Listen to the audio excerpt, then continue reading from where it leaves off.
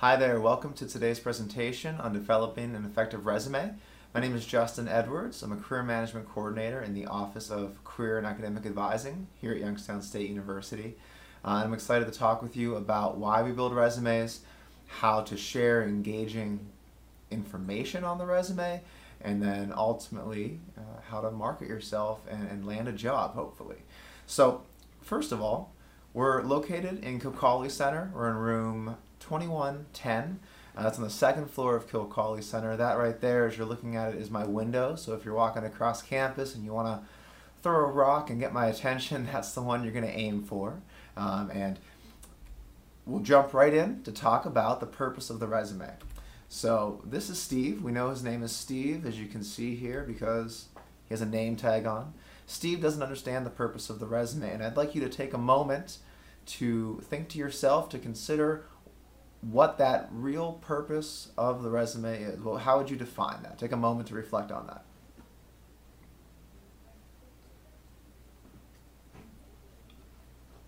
So most students that I meet with and give presentations to tend to come back with getting a job as the main purpose of the resume. And that's not wrong. It's absolutely true that we want to build a resume to get a job down the road in the future. However, I would argue that there are a few goals that we have to be very cognizant of on the path to landing that final job. So, first and most importantly, I would suggest that the purpose of building that resume is to market yourself. So to market yourself, and what are these people doing on the screen right now? You can see the gentleman on the left is sweating. The three gentlemen on the right-hand side of the screen have gigantic pieces of paper with question marks on them. So clearly they're getting that interview, they're in that interview setting. So if we frame the real purpose of the resume a little bit differently, instead of getting a job, and think of it as a means by which we're going to land an interview, I really believe that that changes the way that we actually build our content. It means that we, in some cases, can be a little bit more brief. We can leave some information to be discussed later in the interview setting, and we can be more specific and meaningful with what we're actually sharing in the one-page resume. And we'll talk more about the amount of pages and what is appropriate for building the resume as we move forward. But first, I'd like to ask, how long do you think most employers spend reading the resume? So take a second to reflect. Do we think it's 2 minutes, 5 minutes, 10 minutes, maybe less? Most of the research suggests that employers are taking between 30 and 60 seconds to read the resume, at least initially. So what that means is that they're not really reading the resume. We'll put quotations around the word read. What they're doing is more of a skim. So we have to build a resume that first and foremost passes the skim test. I like to use that language. We have to make sure that in that 30 to 60 seconds, the employer is actually seeing pieces of content that excites them, that makes them want to come back to it and read it further. And then if we pass that skim test, we know that the employer is going to come back and actually read more in depth about what we did and what our experiences meant. So we'll get into how we can build those two versions. And again, we're thinking about building the resume in the context of getting an interview, exciting the employer to a point where they want to engage with us further. So first things first, we're going to talk about basic rules. So some basic rules for the resume, as I already alluded to, we usually want to aim for one page, and that comes into play when we consider the fact that the employer, again, is skimming the content, not reading it front to back. So I meet with a lot of students in diverse majors and degree programs on campus. There are some where you can't escape maybe going to 2 pages. But I think if you can get it to 1 page and give the employer a meaningful selection of information with a full page of content, that's going to be easier to consume for the employer, and it's going to make a difference in the way that they perceive your content. You want to proofread your document. You want to be sure that what you're sharing is appropriate, that the language that you're using is grammatically free of errors. showing an employer that you can write in a coherent manner, following the rules of the English language, speak to organizational skills, and help to reestablish, hopefully, that you are the right person for the job and that you can communicate in an effective manner. Watching your tenses refers to writing about current experiences in the present tense and past experiences in the past tense. So I'm currently a career management coordinator here at Youngstown State University. Instead of saying delivered presentations on a webcam, I would say deliver presentations on a webcam to students across campus. So again, it's in the present tense. Anything in the past would be listed in the past tense. On the resume, we're going to avoid first person pronouns. So again, we're avoiding those first person pronouns like I, me, and my. And this is important because we want the resume to read more as statements of fact, action statements about what we've accomplished. Avoiding these first person pronouns helps us to avoid some of the extra language that just isn't necessary in this setting. First person pronouns could be used in a cover letter, and we'll briefly touch on the difference between the cover letter and the resume and how we develop those a little bit later in this presentation.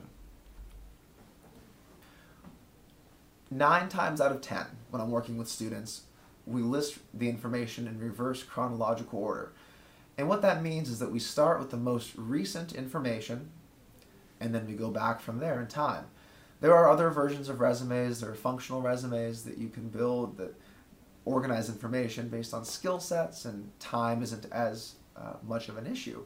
But the reverse chronological, with the most recent information first, moving backwards, tends to be the best strategy for most students who are graduating from university. You want to label the digital file correctly. As a career management coordinator, I probably have 200 documents on my computer here that are labeled resume.doc. And it gets to be a little bit challenging to organize whose information belongs to which student. And as you can imagine, when an employer receives many resumes and applications, it could be just as challenging to organize and to sift through that digital information. So we really want to label our file in a way that's easy to understand. I always recommend call the file resume _ first name, last name. And when we send that file out, we want it to be a PDF, not a Word document. The reason we want it to be a PDF is because the PDF is a static sort of image file, essentially, of your document. The Word document might get a little bit jumbled up along the way. It might show up differently in one person's email preview compared to some other person's email preview. So again, we're going to label that digital file, send it out as a PDF with our name in it. And lastly, these final 2 bullet points, in terms of keeping it simple and telling your story, I feel like go together. We want to keep it simple by sharing the most meaningful information for any job that we are applying for. And telling your story really means sharing the information that shows how you connect to a position. So there might be a misconception that you have one resume, and for any job that you apply for, you're sending out that one resume. And that just simply isn't the case anymore. You might send out 5, 6 resumes over the course of a short period of time and rewrite parts of your content based on a job description. If you have a job description that specifically asks for experience with PowerPoint, you want to be sure that you have some language about that in your resume. So you might go in, rewrite something, or actually add a piece of content to address something that's in a job description. All right, so moving on from the basic rules, we're actually going to jump into more of the nuts and bolts of what you will find on the resume. So the heading might seem straight to the point, but I like to review what needs to be there. So name, address, phone number, and email. So for a phone number, we recommend it being something that's a direct line to you, so usually a cell phone. And on that cell phone, we'd like to see a good voicemail. So what goes into a good voicemail is the question. And usually we want to be sure that we're sharing our full name, first and last, for the employer to be sure they're reaching the right person. Whenever possible, sharing when you can get back to the employer, and even maybe leaving a time frame by which the employer knows you would be available if they want to call again.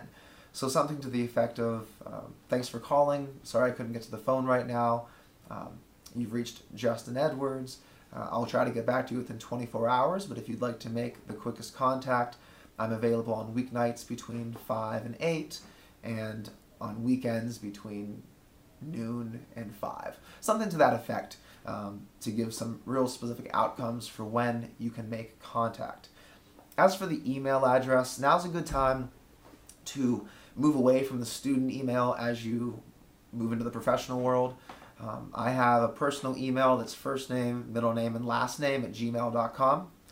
That's what I use for job applications or anything that's kind of professionally related that's outside of my actual work at the current moment. We're going to look at a meme here real quick that I think is important to remember. The meme says, the awkward moment when you have to give someone that email address you created at the age of 11. So it never fails.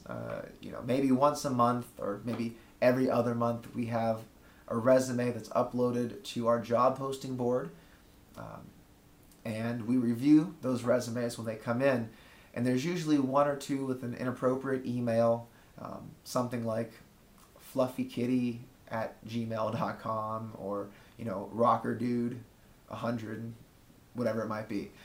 So I know I had some inappropriate emails that I made when I was young.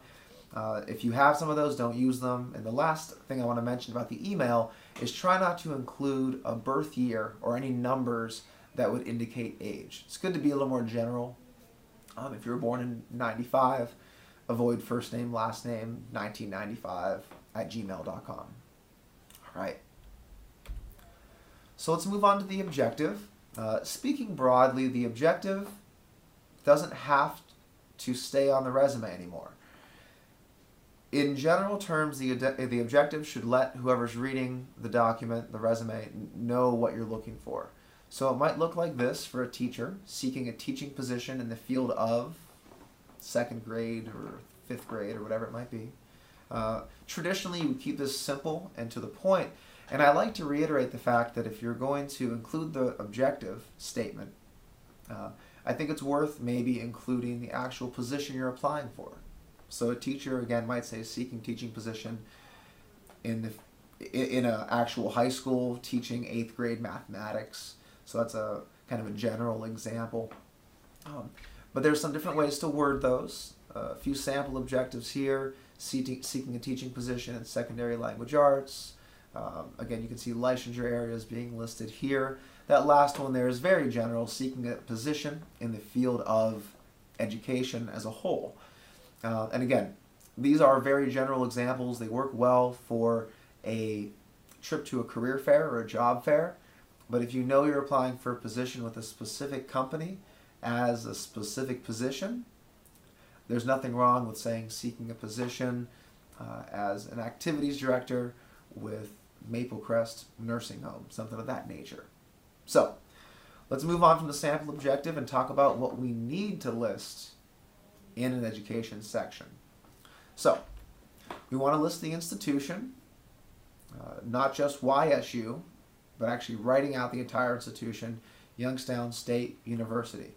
You can identify the city and the state. Youngstown, Ohio might be a little bit redundant here in Youngstown, but that's the industry standard way to do it, and there are some other institutions that don't have the city name right in the institution title. Moving on from there, the Bachelor of whatever you might be getting the Bachelor of, so it's actually your degree. We want to list that degree and bold the degree. So many of our education students get the Bachelor of Science in Education. Some are a Bachelor of Music in Music Education. Might be a Bachelor of Arts, might be a Bachelor of Science. Whatever that degree is, we want to bold that. The reason that we're bolding this is in that 30-second skim, we want to draw our attention to the most important pieces of information. I love Youngstown State University. I've been on campus since 2006, but arguably the degree is going to be more important for most situations than where you received the degree. Furthermore, you want to list when you will receive that degree. So if the degree is in the future, the degree completion date is in the future, you would list expected and then the month and the year of that completed date. Now you can also go on to list licensure requirements or licensures that you've completed. EdTPA is something for our education students. They list an expected date for that. If there are scores that are actually associated with some type of licensure test or some type of comprehensive exam and you score particularly well, you could always list those scores here in the same education section that you'd be listing your degree. And usually, lastly, in this education section, you'll list your GPA. So the overall GPA is what you'll find on your transcript. However, as you can see on the presentation, there's a major GPA that you could add later on in your education. Now, the major GPA isn't explicitly listed on your transcript, so that can be a challenge. What I would suggest would be either touch base with us here in the Office of Career and Academic Advising, maybe the chair of your academic department, to reaffirm which classes directly count towards your major GPA. Again, usually it's just eliminating the general education classes like English, mathematics, the natural sciences, arts and humanities. However, there can be some variation, so it's good to double check that with a contact in the department or someone here in the Office of Career and Academic Advising. So we'll move on to see an example of our objective and our education section. So again, the objective can be broad. This is a good one, a good example here for a job or a career fair, just seeking a position in the field that you're obtaining a degree in.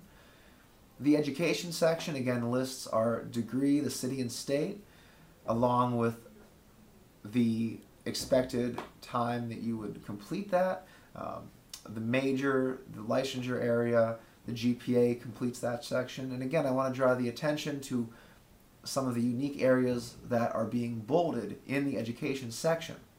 So clearly we're bolding the degree itself, we're bolding the major, the licensure area. We want to be sure that the employer's eyes are being drawn to the most relevant and meaningful pieces of information. Again, that's why we're bolding the degree, major, licensure. Okay, as we move forward, it's really important to point out that the skills and the experience part of your resume really is the most important content you're sharing. As we call it on the screen, it's the heart of your resume, if you will. And it's really the heart of your resume, both for the skim and for the read-through that will come if the employer likes what they see on the skim. Let's talk about why it's important for both of those. So first and foremost, it lets the employers know what you've done, big picture. See if you're a match for the population you're working with.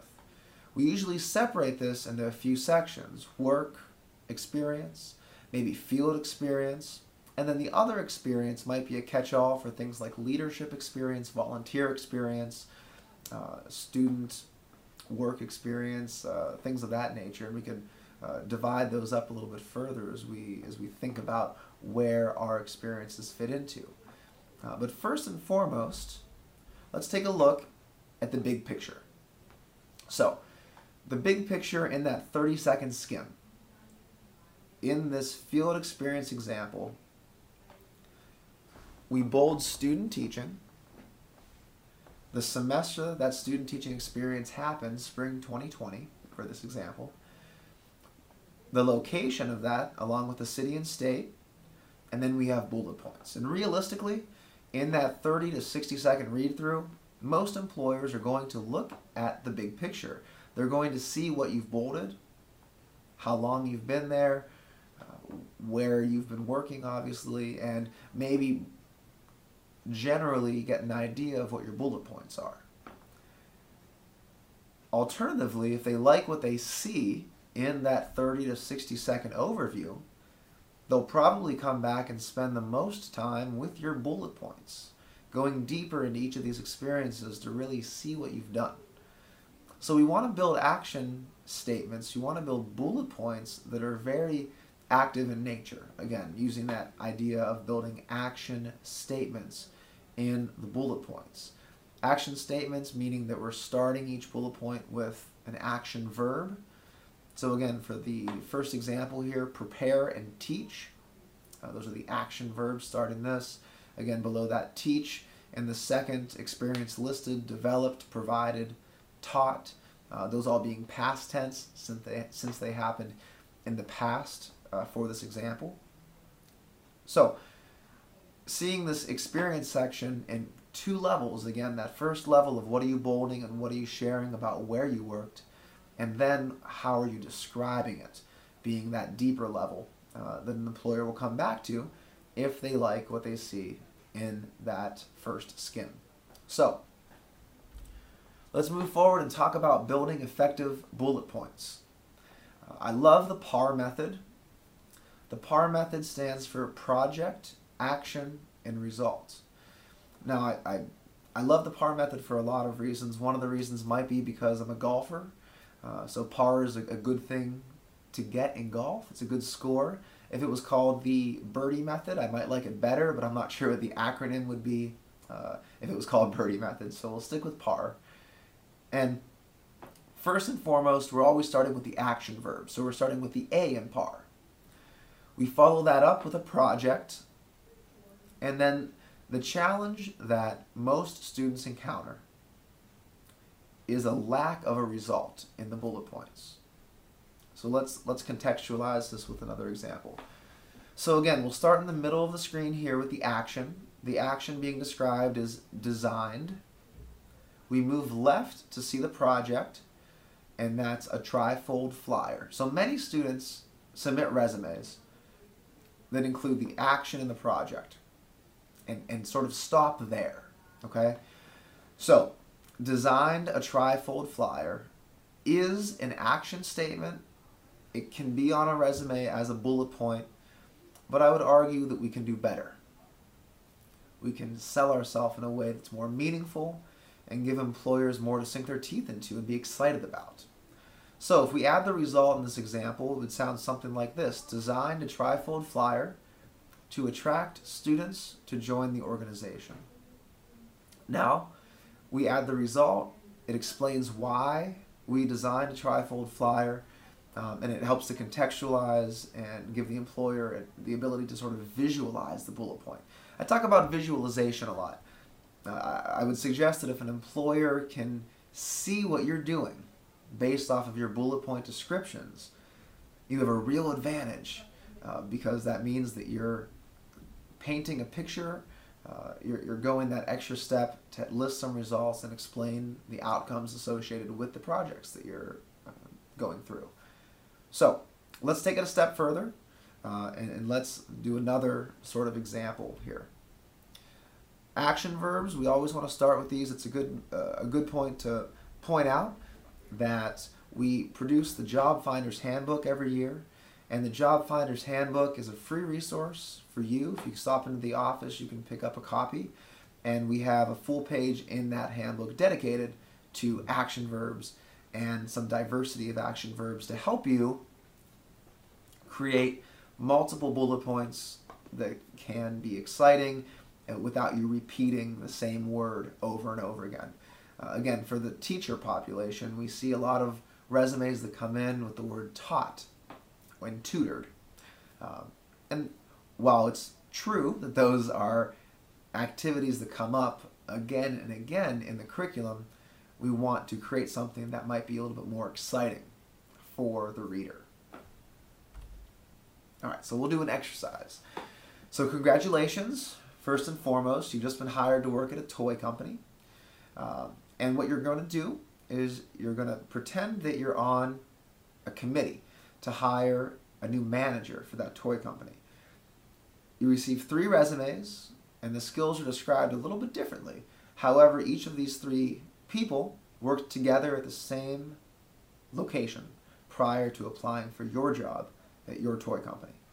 So we'll look at each of these 3 descriptions. Essentially, these would be bullet points describing an experience, and we'll try to decide and analyze who has the most effective description. So candidate number 1 describes his experience in his previous work as such. He says, managed 8 reindeer. So, what's the action here? The action is managed. The project, however loosely it might be defined here, is the 8 reindeer.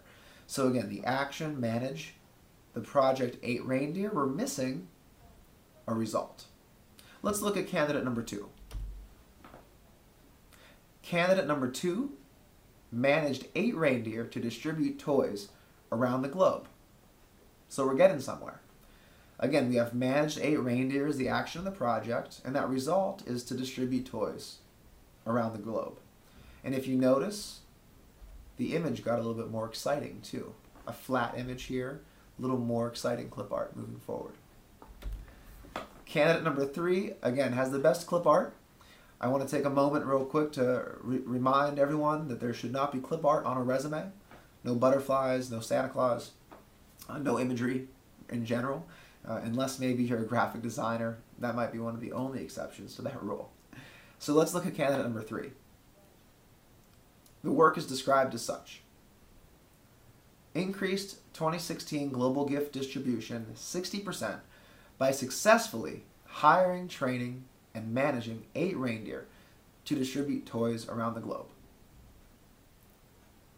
Now, when I do this example in person, I usually ask the group that I'm presenting with who they'd hire, who they're excited by the most, who describe their experience the best. And oddly enough, I get a little bit of a split between candidate number 2 and candidate number 3. And I think there's some validity there. Candidate number 3 uses maybe a little bit too much language, but I want to point out some of the positive aspects of candidate number 3. Number 1, candidate number 3 uses metrics.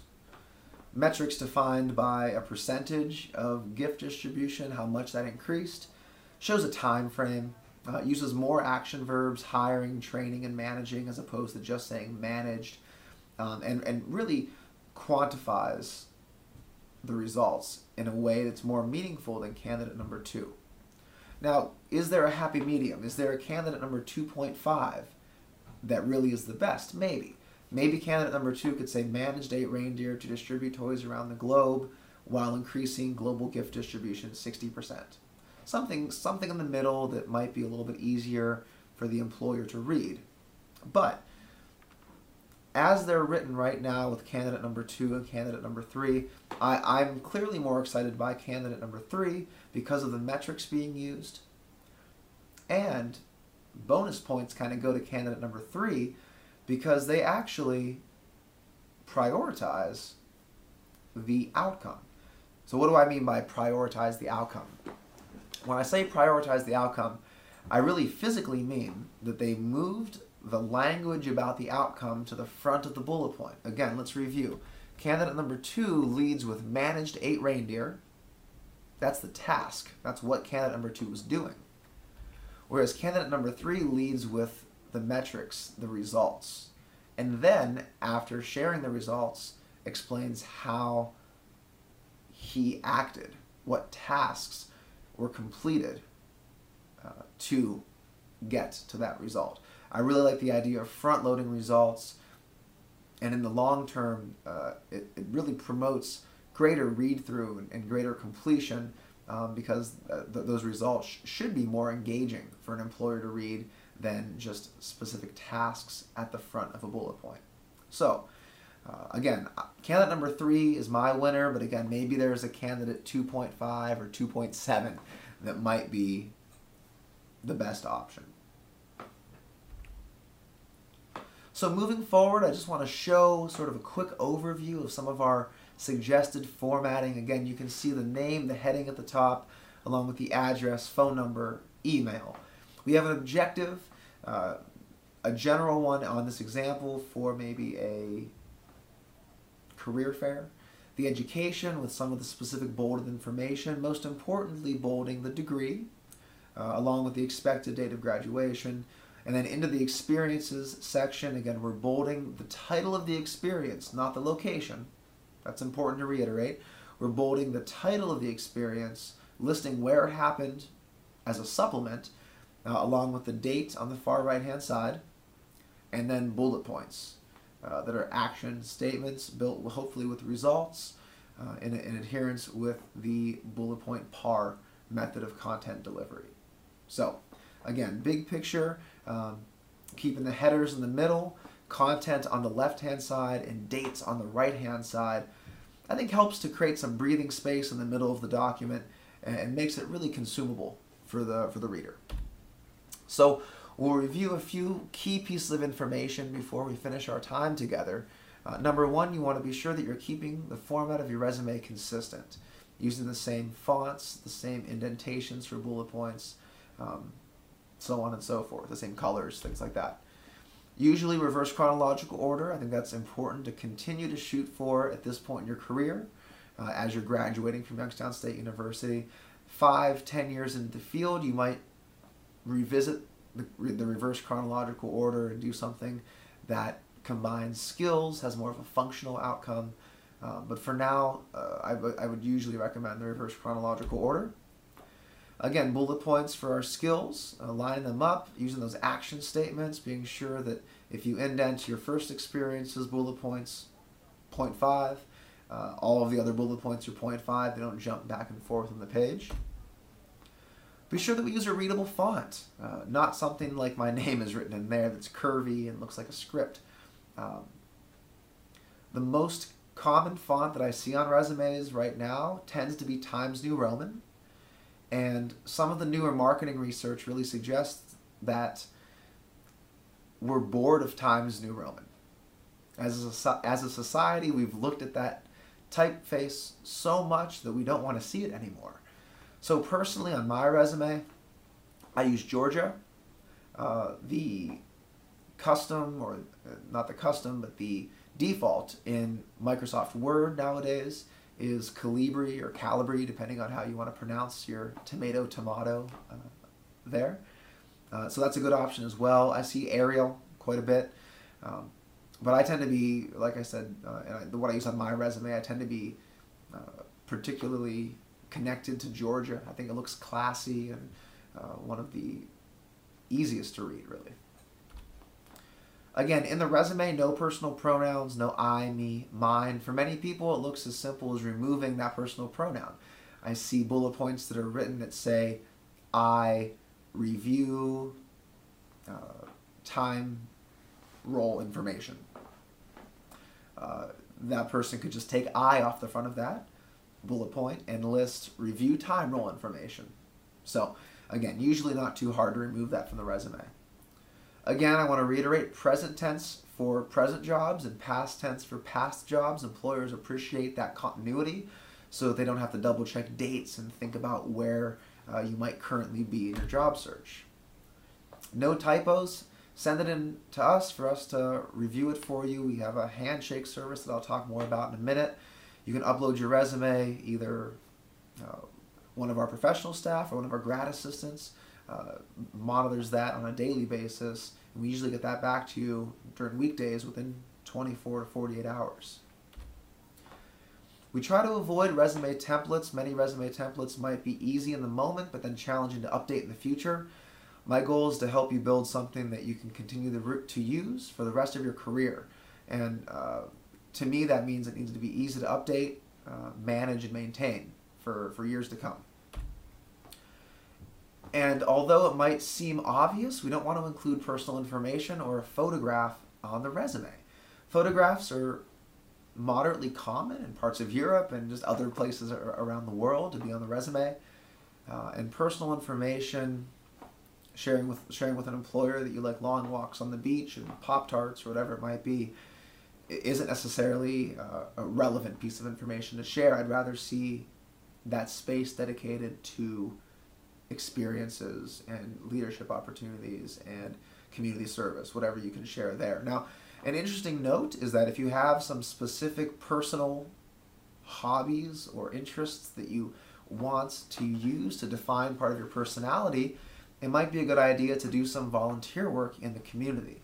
I love golf. I've done some community and some volunteer work to support the infrastructure of golf in the Mahoning Valley, and I do list some of that volunteer work on my resume to show that I have some other interests, but I don't just list a section that says personal information and the bullet point, I like to golf, or I'm a scratch golfer, or whatever, kind of qualifications might go along with that type of personal information. I share some of the tasks that I've helped some of the local parks complete as a volunteer worker to show that connection.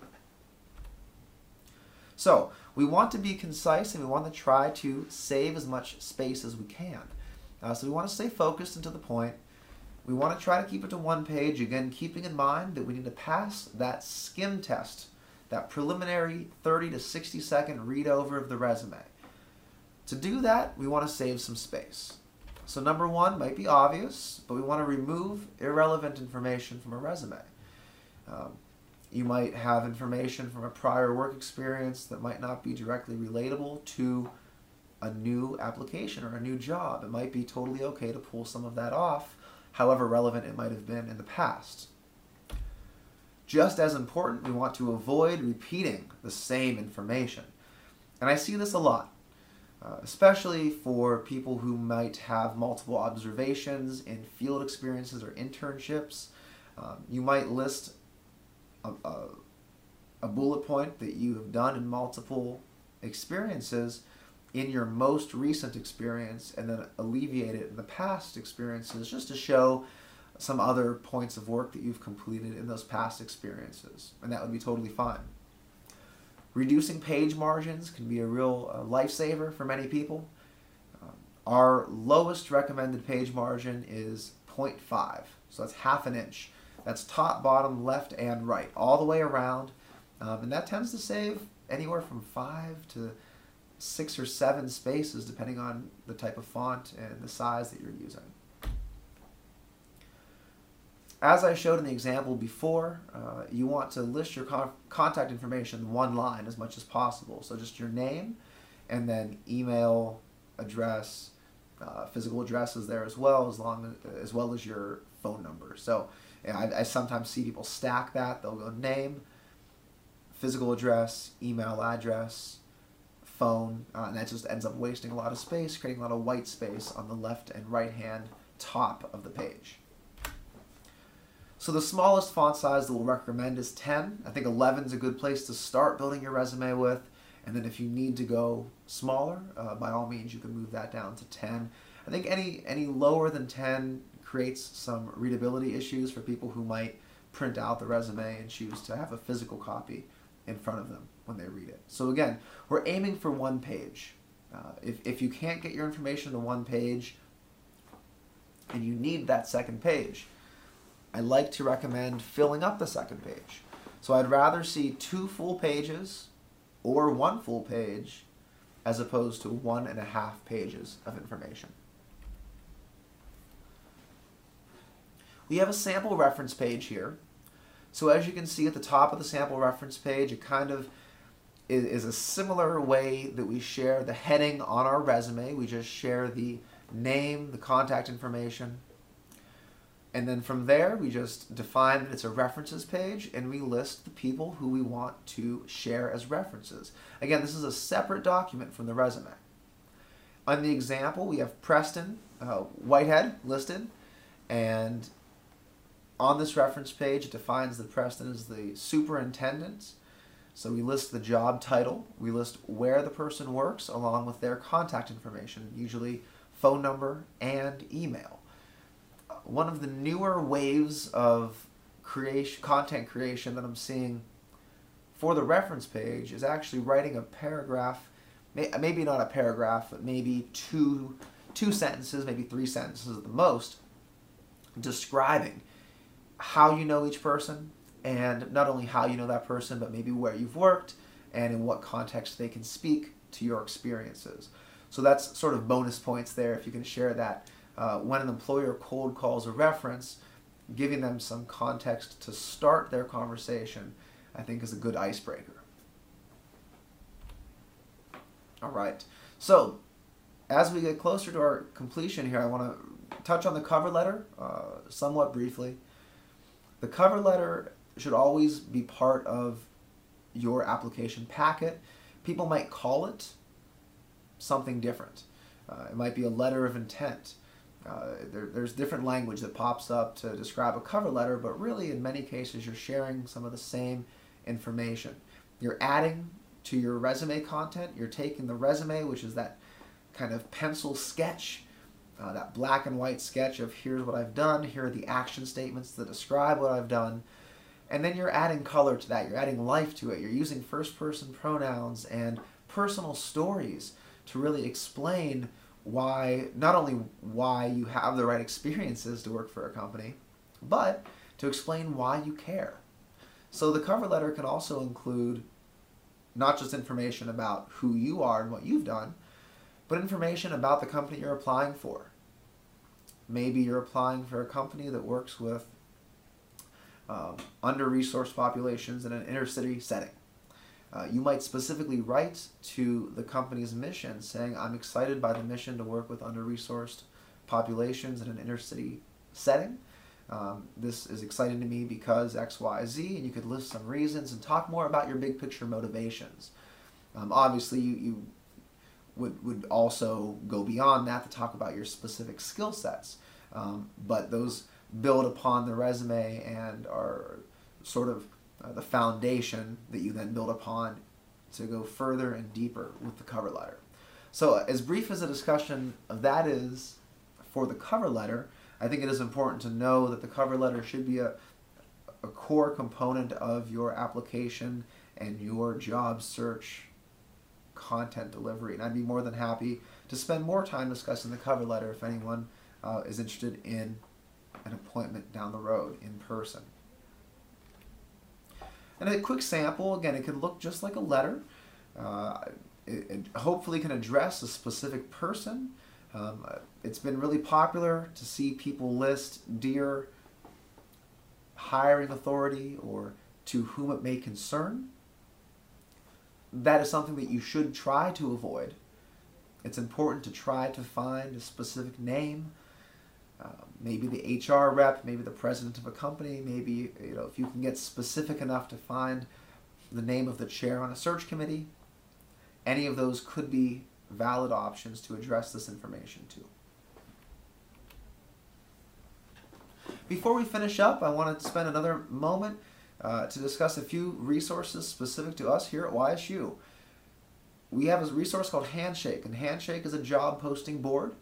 We have over 1,000 job postings, and actually it's been growing every couple of days here that I check on it because we've just been working with Handshake since the fall. So it's well over 1,000 job postings. It also includes internship postings, some volunteer postings, but many of those are full-time job postings that you can apply directly as a YSU student. The Handshake system is dedicated for YSU students, and those postings are for YSU alumni and current students. You can get notifications for on-campus recruitment opportunities, some of our career events, and maybe most importantly, this is open to you as an alumni.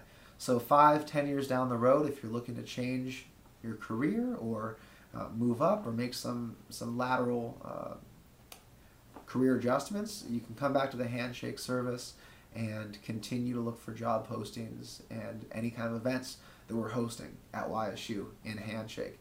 Again, this is accessible at ysu.joinhandshake.com, the link that you see at the bottom of our bulleted list on the screen.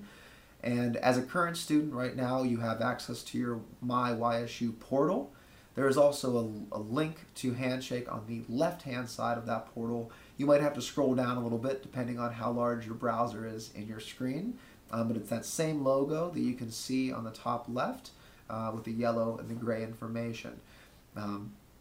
The Handshake system is really advantageous and easy to get started with because every single YSU student already has an account waiting. All you have to do is log in with the same credentials that you log into your portal or your email and claim your account with Handshake. So that account's waiting for you as a YSU student. This is a quick overview of what the account page looks like on your side.